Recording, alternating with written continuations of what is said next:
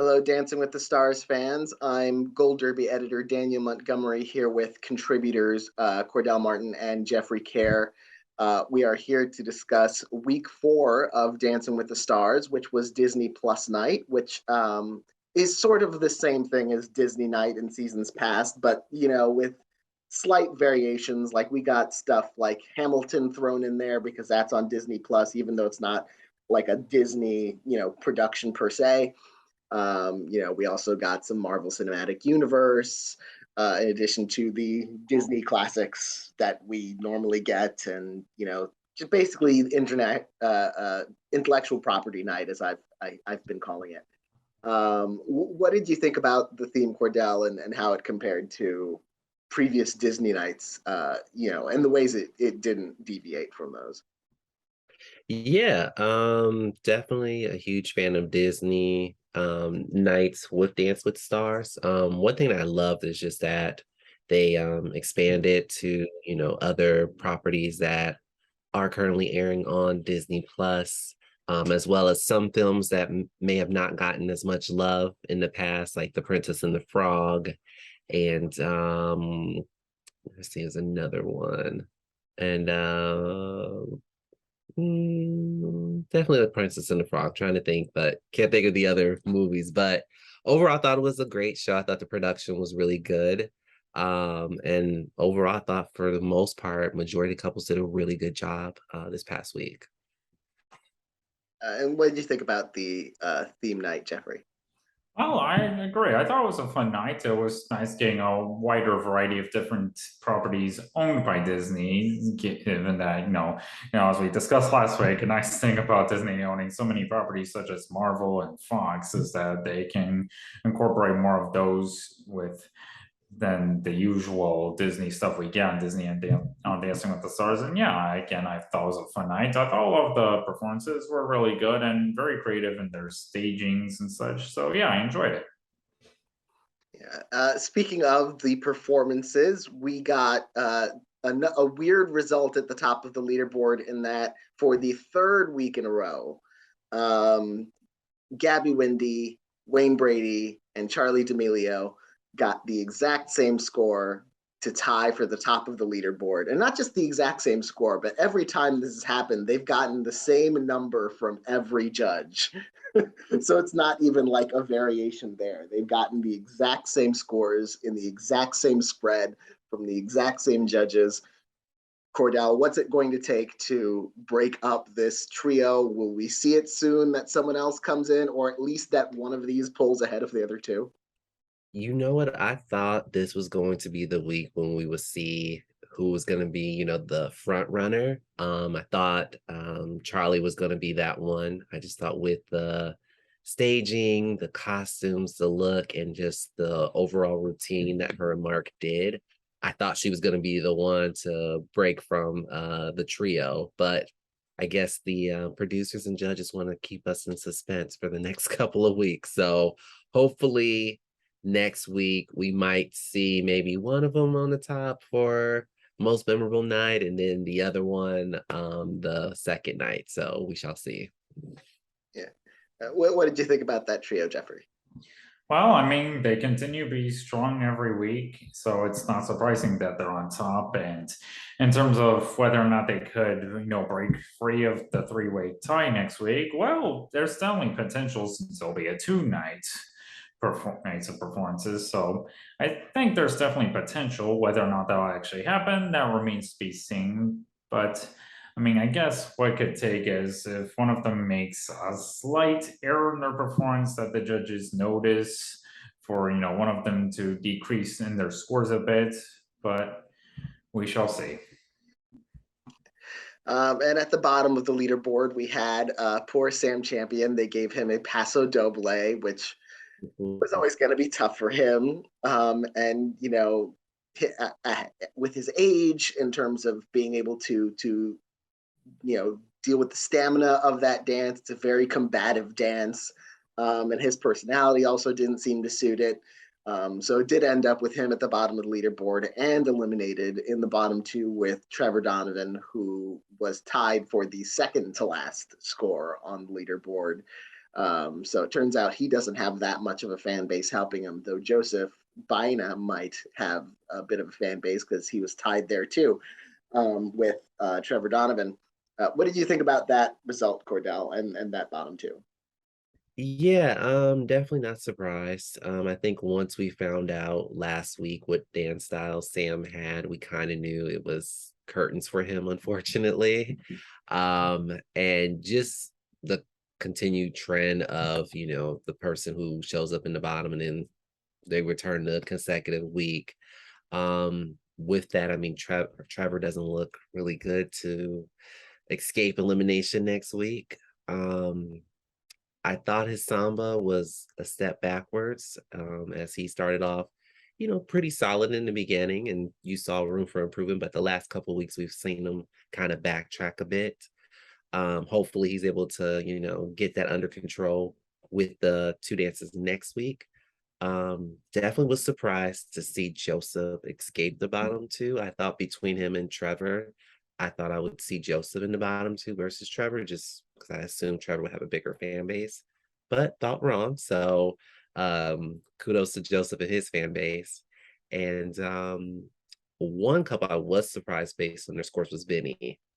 Maybe the judges and I were on a different wavelength, clearly, because I did not expect him to get the scores that he did. I thought he was going to be initially at the bottom of the leaderboard once again, but guess not.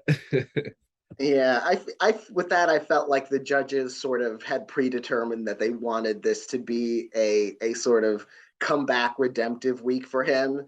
And then when his dance actually didn't warrant it, they still went ahead and gave him the scores for the Yeah. better dance they sort of hoped he would have had. That was disappointing, especially since he didn't need the help from the judges. I don't know why they gave it to him. So yeah, I'm not sure how that's gonna reflect next week's scores. If it's gonna be a situation where they compensate the other direction again and then whiplash him back and forth up and down the leaderboard as they've been doing from week one. What did you think about the bottom two, Jeffrey, and the elimination? Well, I mean, I guess in retrospect, it shouldn't be too surprising that they were the bottom two, given that they were definitely among some of the weaker performances of the night. I mean, Trevor and Emma, their routine was ridiculous. And while Sam and Cheryl, well, their overall performance really liked a lot of things, including, well, they liked a lot. And as I mentioned last week, if Sam ends up in the bottom two for the second week in a row, he's going, which I was clearly right about. And well, I'm about to say it right now. If Trevor's in the bottom two next week, then yeah, he's a goner.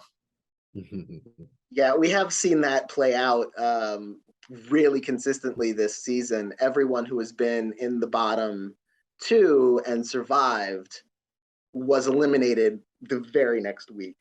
Yeah. It happened to Teresa, it happened to Cheryl Ladd, now it's happened to Sam Champion. So Trevor Donovan is going to want to look at that and really train hard for his upcoming dances, which we will talk about soon. Um, and another one I wanted to talk about was Daniel Durant, who has been a strong contender. This was like one of his bigger tests, and he kind of struggled with it. He ended up lower on the leaderboard, though his fans still kept him Mm. out of the bottom two. And I think he is going to develop a nice, robust fan base on the show. What did you think about his performance, Cordell, and about his potential going forward? Yeah, I agree. I thought it was one of his more weaker dances. But I mean, comparing him to like Vinny or Trevor, I mean, that's like night and day. Um, So what I he love, tied somehow with Vinny. oh God, like I can't. But I think what is endearing about Daniel and Selma, to her credit, is just their attitude towards the whole experience. They know that yes, they have limitations, but they just go out there and have fun. And I think that's really endearing to the fans, as they're going to rally behind someone that is just enjoying the experience. So I think that's going to really help him throughout the competition. I think he's definitely a dark horse and someone who could make it to the finale just based on that support from the fans. Yeah. What did you think, Jeffrey? Well, I don't think it was on some of their best work. I still thought Daniel and Brett gave a pretty great performance nonetheless. And next week, well, since it'll be a two-nighter, it should be a real, I guess, interesting to see how they'll hopefully evolve from this. Because I still think they're underdogs to watch this season. And yeah, I think. Well, I mean, again, we'll see what they do, what songs they're given, or what dance styles they're given. But yeah, I think they definitely have potential to, at least improve from this past week. Speaking of which, I do have the dance styles and the songs for both nights of most memorable year and then prom night. I'm sending that over to you guys now, and we can all go over them together. Um, Starting with most memorable year night, I'll go through the dances one by one. First of all, the way this is going to go, there will be an elimination on night one and then an elimination on night two. So one of these dances won't be performed on night two because, one of those couples will have been eliminated. So we've got on most memorable year night, Joseph Baina is getting a rumba to My Way by Frank Sinatra. Interesting song for a rumba. Selma Blair is getting a waltz to What the World Needs Now Is Love by Andra Day. I like that style for her. Wayne Brady is getting a foxtrot to Beautiful by Jim Brickman and Wayne Brady, one of multiple performers who is dancing to their own recording. Charlie D'Amelio is getting, drum roll please, Contemporary. So they might be setting her up to get that, separate her from the pack, assuming her potential on the Contemporary is as high as I think it is. Then her mom, Heidi D'Amelio, also has a rumba to Can't Take My Eyes Off of You by Lauryn Hill. Jesse James Decker has a tango to her own song as well, Blue Jeans. Trevor Donovan has jazz to Viva La Vida by Coldplay. And normally I'd say, jazz is an advantage, but I do not know about that for Trevor. Daniel Durant also has Contemporary. So I think they might be being nice to him. It's tough to say because a slower rhythmic dance like that for someone who can't hear the music might actually be more challenging, but we'll see what happens. I do think there's a lot of leeway there. So I like that dance style for him. Vinny is also getting jazz to Levels by Avicii. Shangela is getting a foxtrot to Roar by Katy Perry. Jordan Sparks is dancing a salsa to Let's Get Married by Jagged Edge featuring Run. And Gabby Windy is dancing a foxtrot for If the World Should Ever Stop by J.P. Cooper. I think a lot of those dancers got, dance styles that are sort of in the pocket. Nobody really they're not throwing anyone really for a loop here. What do you think, Cordell? Yeah, I think the dance styles for the most part are going to complement and help a lot of the stars in terms of probably seeing their highest scores yet this season. Also, with it being most memorable year, judges tend to go a little easy in terms of judging and base it more on the feel of the dance, the story behind the dance, all of that, and emotion behind it. I'm definitely nervous for Trevor because jazz can go so many different ways. And I feel like he's still trying to just get comfortable with dancing, that doing something that's just so open-ended, I don't know if he'll be able to handle that. Unlike Vinny, who I feel like is just going to have fun with it, just because this will be more of his wheelhouse based on the song choice. I'm a little nervous for Jordan just because sometimes with most memorable year, when someone does like a cha-cha or salsa, it just gets lost in the shuffle of the more emotional stories and dances that other couples may do. So hopefully, she doesn't get lost in the shuffle with her salsa. I definitely can see Charlie or Gabby being the top scorer based on their song choice and dance styles. Yeah. What do you think, Jeffrey? Well, I'm sorry. Well, it should be interesting to see Wayne and Jesse dance to their own songs. That should be clever. And as for everyone else, well, there's a lot of interesting choices here. Like, What the World Needs Now Is Love and My Way, and Both Sides Now by Joni Mitchell. So, I'm certainly curious to see what everyone's going to come up with for their routines, if how their dance styles and is going to, I guess, hopefully sync in with the mood of the songs and all. So, yeah, I'm certainly curious. Yeah, I think that contemporary to both sides now, Daniel Durant, that's going to have the potential to be an emotional moment because of that's the song from Coda that is central to that film and the emotional payoff of that film. So that's probably his most memorable year. I'm going to go ahead and guess is going to be 2021 Yep. or Yeah. 2022 if he's considering Yeah. the year it won the Oscar technically. Right. So I think it'll be one of those. But yeah, I'm looking forward to that. And I think we haven't seen as much. Like we got a little bit of it on Bond Night. We haven't seen as much sexy Daniel. And I have a feeling on a contemporary he could like bring that kind of dashing leading man kind of quality to it. So that'll be interesting. Let's go on to night two, prom night, where we've got Joseph Baina is performing a cha-cha to Shut Up and Dance by Walk the Moon. Love that song. Selma Blair is also dancing a cha-cha to I Will Survive by Gloria Gaynor.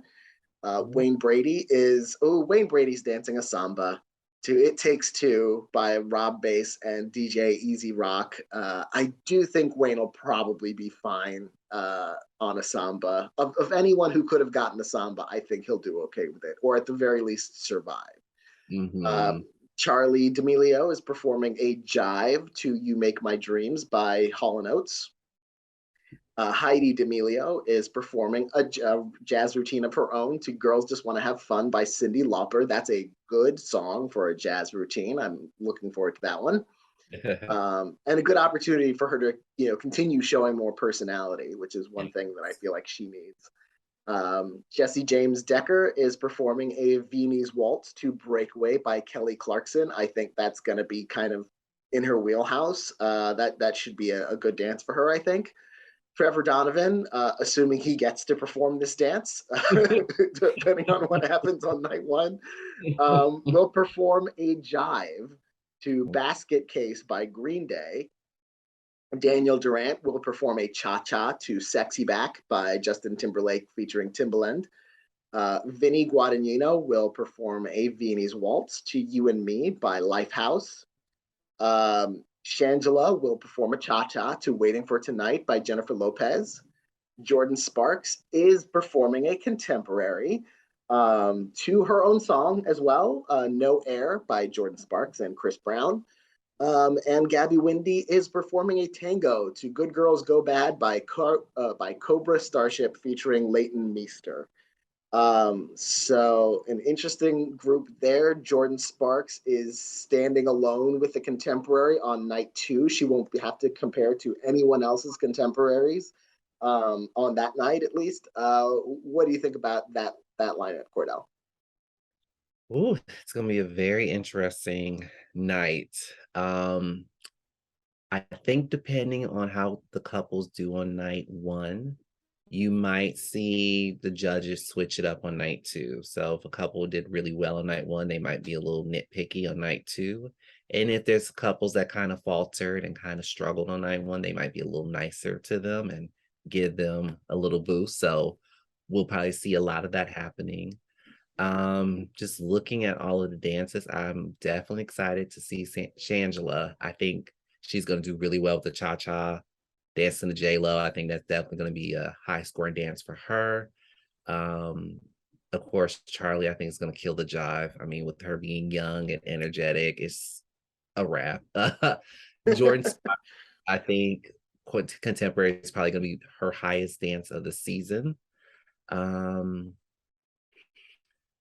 Depending on how they do night one and if they make it to night two, Trevor, I can see struggle with the drive. I think the timing is going to be a little hard for him. And Joseph, it'll be very interesting to see if he survives the bottom two in night one.